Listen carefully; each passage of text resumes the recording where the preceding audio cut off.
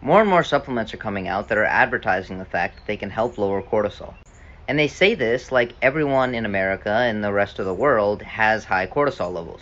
And I've personally seen a lot of people get in trouble by actually taking these cortisol reducing agents and having cortisol levels that are simply just too low.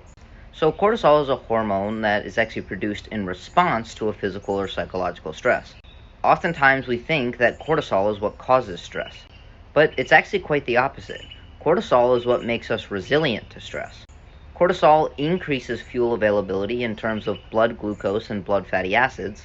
It increases brain activity and alertness, and it will increase our heart rate and blood flow, which at physiological levels is actually extremely important for just about every single daily task. If we see someone with very low cortisol, such as an Addison's disease, they have both extremely low motivation but also extremely low stress resilience, meaning that every little stressor seems extremely large.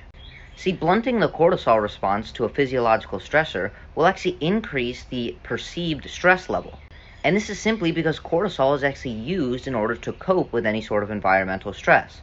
And when we can't cope with stress, we feel fatigued and unmotivated. And these are the hallmark symptoms of Addison's disease. I think this is one of the reasons that people actually lose willpower throughout the day. In the morning, your cortisol levels are the highest. And as you go throughout the day, they should lower in order to allow for the onset of sleep. And when we have this natural cortisol rhythm, we'll be much more motivated and energetic in the morning. And as the day progresses, our motivation to engage in effortful tasks will decrease. And one of the reasons is because of this decrease in cortisol. Most people actually simply have a normal cortisol pattern. So trying to actually alter it with different sort of medications and supplements could actually be doing you more harm than good.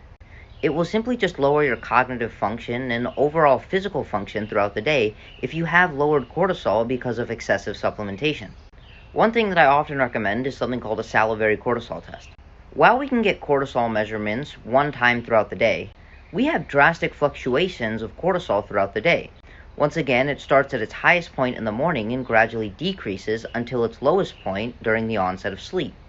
So understanding if and when you need to take cortisol-lowering supplements would be determined if you have high levels of cortisol during times of the day where you want your cortisol levels to be low, such as right before bed. Let's say when you get this test, it comes back that your cortisol levels at the end of the day are higher than we would like. This is when it might be beneficial to introduce a supplement or simply a stress management protocol during the later afternoon so we can get the cortisol reduction at the right time of day.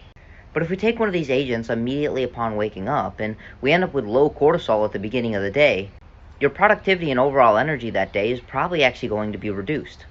And simply your cognitive ability to actually cope with stress will also be reduced. So before you go around taking cortisol lowering supplements, I would suggest either getting one of these tests done or simply asking yourself, do you have just as much energy at the end of the day as you do in the morning? Or do your energy levels start high at the beginning of the day and gradually decline as the day progresses?